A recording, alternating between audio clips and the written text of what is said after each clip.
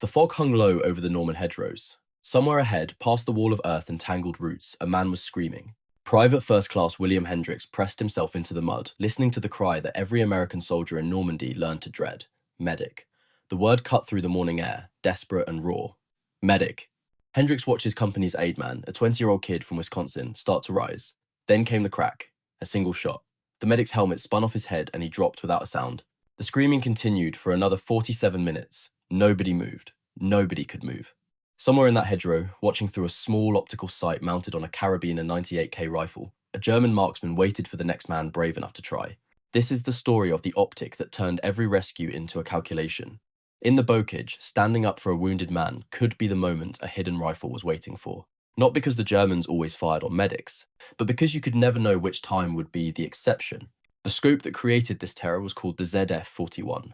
Zielfernrohr 41 in German, pronounced Zell-Fernrohr. It was a curious piece of engineering, a compromise that satisfied no one and yet became one of the most produced optical sights of the entire war. Germany manufactured more than 100,000 of these scopes between 1941 and 1945.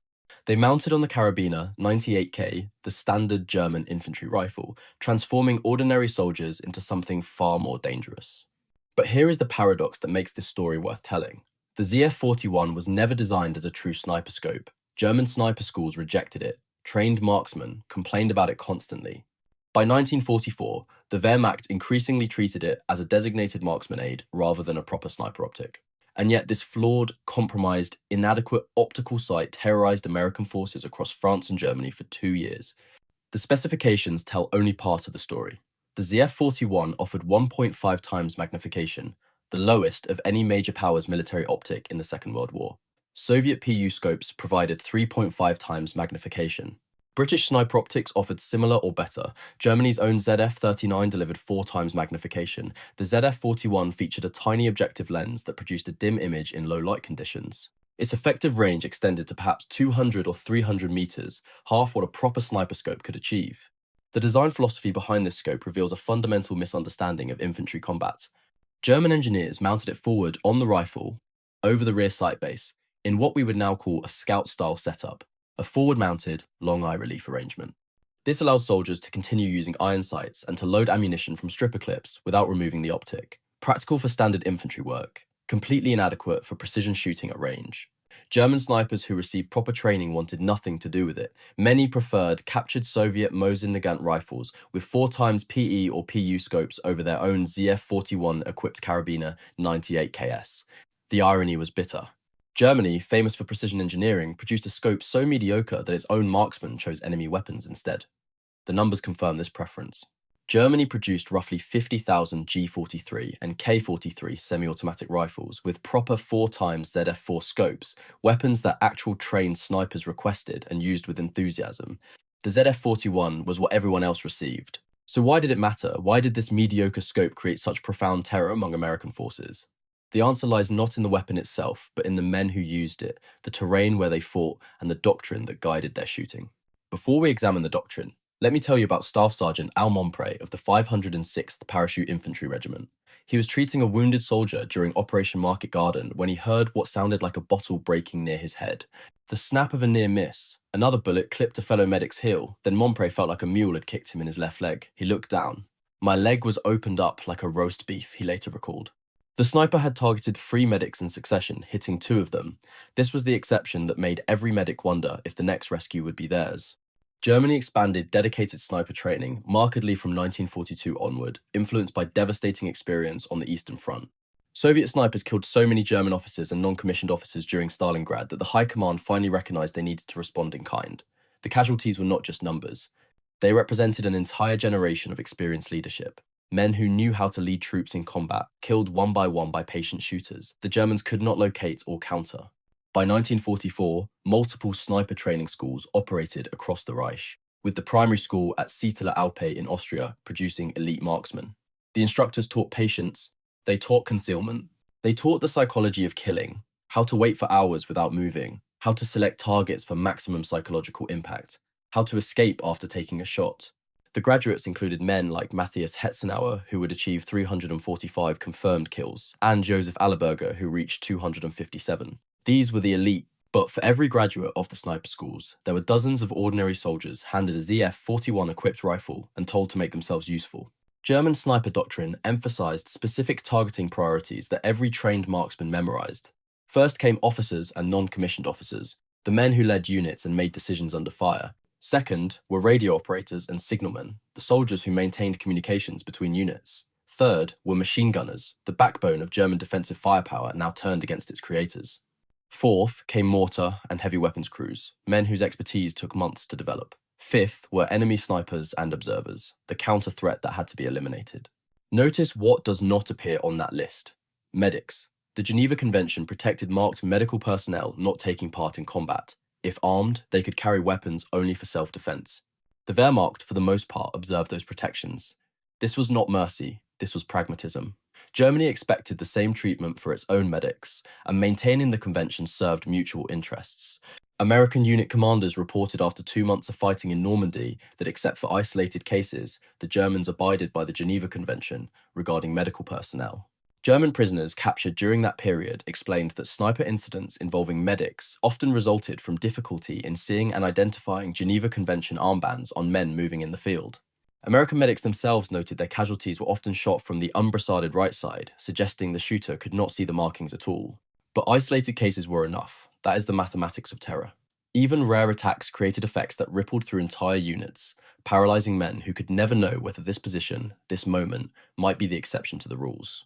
One medic shot while responding to a casualty changed how every soldier in that company thought about calling for help. 10 such incidents changed how an entire division operated. 100 such incidents, scattered across the entire theatre, changed how an army thought about the basic compact between wounded men and the people trained to save them. The terrain made everything worse.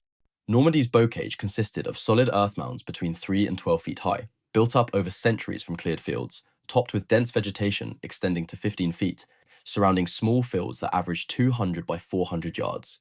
These hedgerows had stood for 1,000 years, boundaries between Norman farms, obstacles that horses and carts navigated through narrow gaps.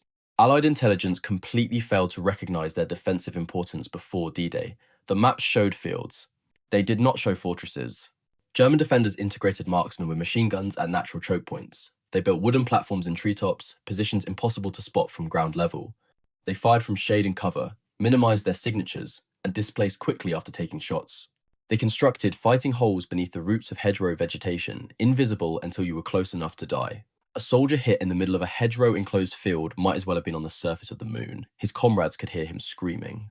They could see him bleeding into the Norman soil. They could not reach him without crossing open ground under observation by men who had all day to wait. On the evening of D-Day itself, 2 German soldiers ambushed Company C of the 26th Infantry Regiment.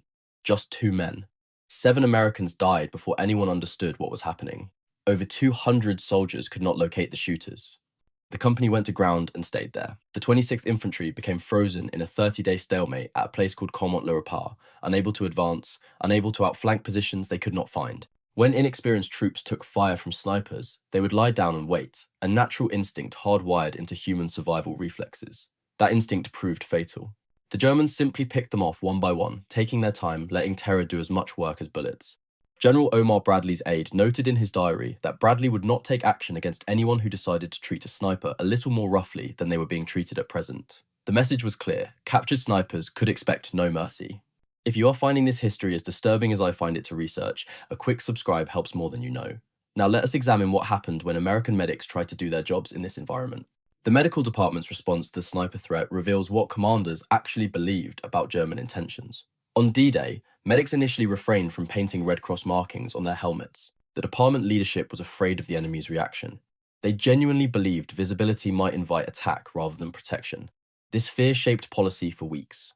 But after analysing casualties through the first months of Normandy fighting, the approach reversed completely. The data showed something the medical department had not expected. Marked medics were not dying at higher rates than unmarked ones. The Red Cross seemed to provide actual protection, or at least not to attract deliberate targeting. By late 1944, more and more units did something that sounds insane. They made medics more visible, bigger helmet crosses, extra armbands. The evidence in Europe suggested the symbol usually worked. Tests conducted showed that marked medics stood out from other soldiers at distances of up to 750 yards, far beyond the effective range of the ZF-41 scope. By early 1945, white tabards with red crosses appeared in some sectors, modelled on German medic uniforms. This evolution toward greater visibility demonstrates that American commanders believed the Red Cross symbol provided genuine protection, not increased danger. The contrast with the Pacific Theater is instructive. There, Japanese forces explicitly targeted medics as a matter of formal doctrine. American corpsmen responded by removing all insignia and dyeing their bandages jungle green to avoid identification.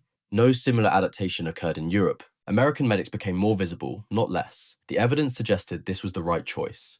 But visibility could not protect against everything. Artillery shells do not discriminate. Mortar rounds fall where they fall. As one army historian bluntly observed, artillery and mortars do not know the difference between a rifleman and a guy with a Red Cross armband. These weapons killed without regard to markings or conventions.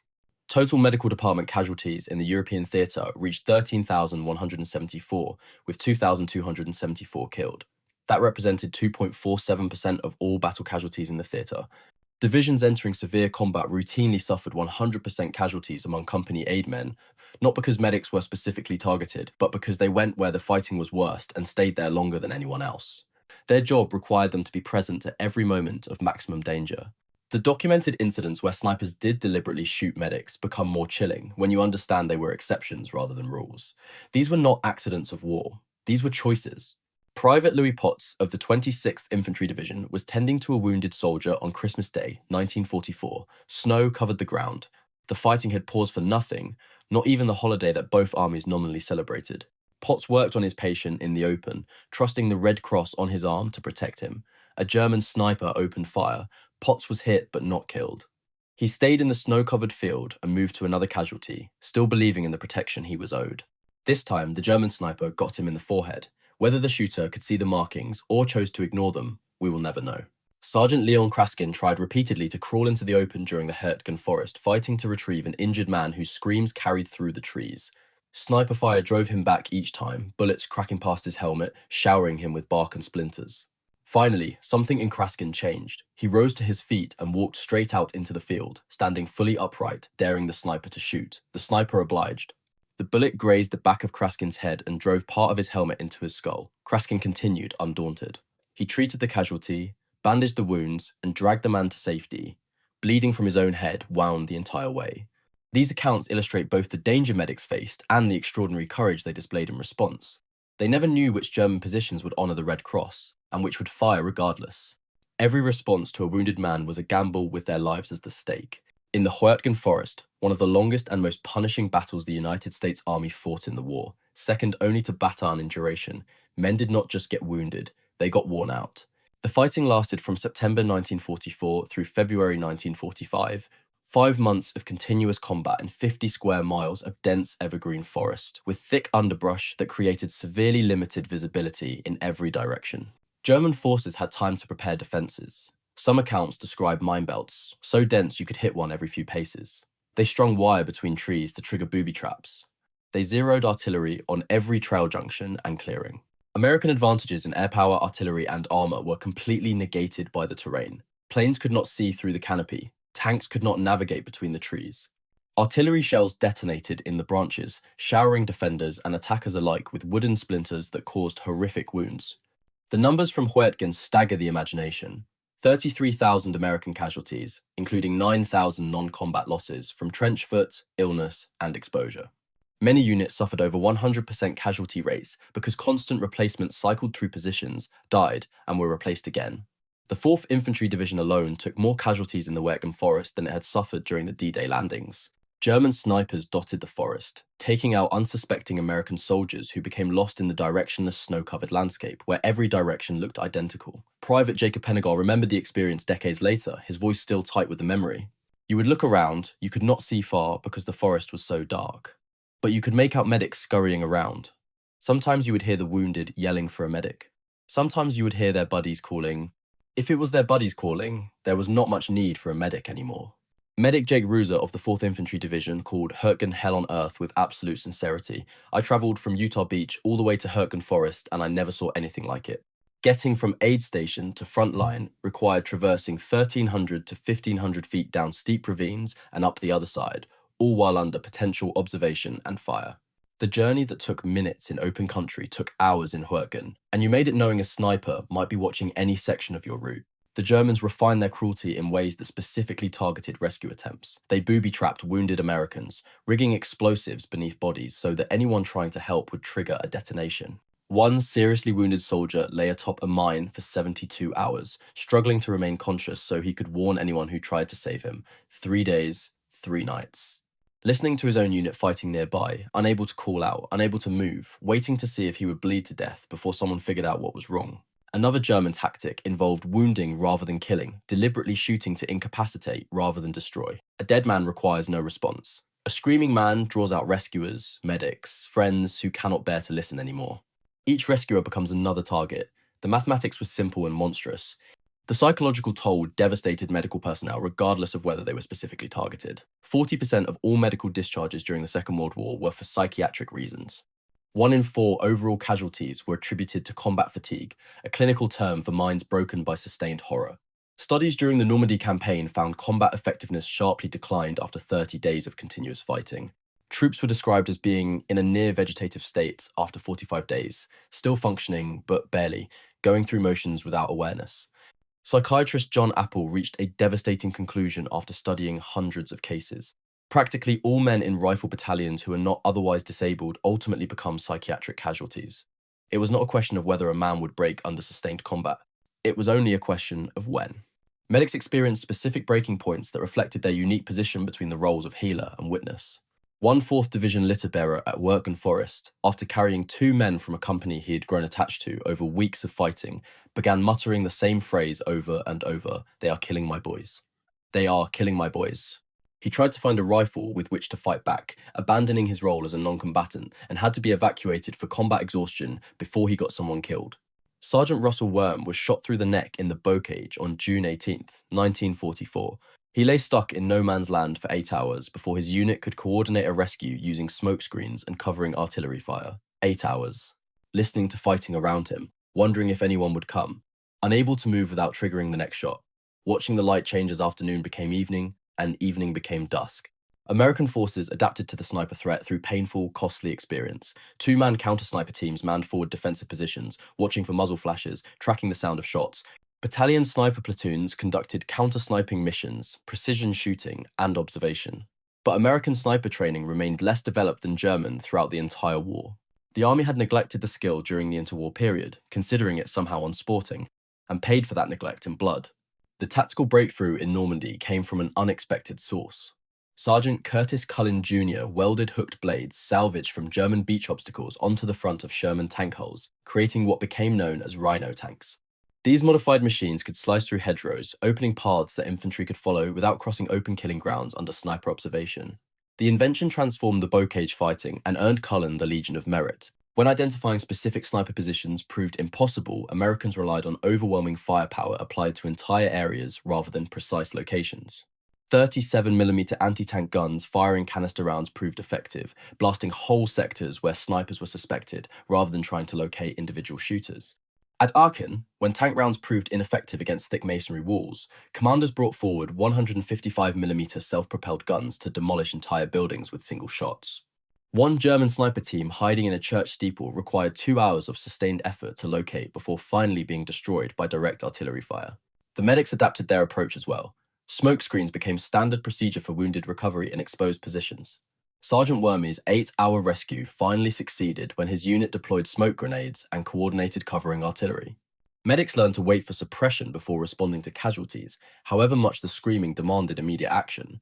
Equipment changes included carrying medical supplies in belt pouches rather than conspicuous bags that marked them from distance. The top German snipers of the war operated almost exclusively on the Eastern Front, not against American forces. Matthias Hetzenauer achieved 345 confirmed kills. Joseph Allerberger reached 257. Bruno Sutzkes recorded 209. All 3 fought against Soviet forces in conditions utterly different from Western Europe. The Eastern Front's longer duration, more static positions, and brutally higher intensity favoured the accumulation of confirmed kills that made a sniper legendary. Both Hetzenauer and Allerberger served in the 3rd Gebirgsjäger Division, mountain troops from Austria who operated in terrain similar to their homeland hunting grounds. Hetzenauer's longest confirmed kill reached 1,100 meters, an extraordinary shot achieved using a carabiner 98K with a 6 times magnification scope, not the inadequate ZF-41. These men were true elite. Their weapons matched their skills. Western Front operations after D-Day moved too quickly for traditional sniping to achieve the same statistical impact. A French military thesis examining German sniper employment noted that the German sniper is primarily trained to fight and survive against Soviet sniping aces. On the Western Front, the situation is different. Sniping is not always so easy to implement given the speed of operations. The war of movement that followed the breakout from Normandy offered fewer opportunities for patient, positioned killing, yet the psychological effect remained devastating even without the legendary kill counts of the Eastern Front. A lone sniper could halt advancing columns for hours while soldiers tried to locate a shooter who might already have displaced. German doctrine specifically noted that shooting the respective leaders of the enemy's attack 8 times in one day could stall an entire assault. Not 8 different men. The same leadership position, refilled and killed again, until no one would accept the responsibility of command. The Americans learned to dread any position where the Germans had time to prepare, where a patient man with a rifle and a scope could watch and wait and choose his moment. One incident from the Hürtgen Forest offers a counterpoint to every horror we have examined. Lieutenant Friedrich Langfeld of the 275th Infantry Division ordered his men not to shoot American medics attempting rescues. When an American soldier lay screaming in a minefield for hours with no rescue coming, his own comrades unable to reach him without triggering more explosions, Langfeld made a decision that defied every calculation of war. He led German medics into that minefield to save an enemy soldier.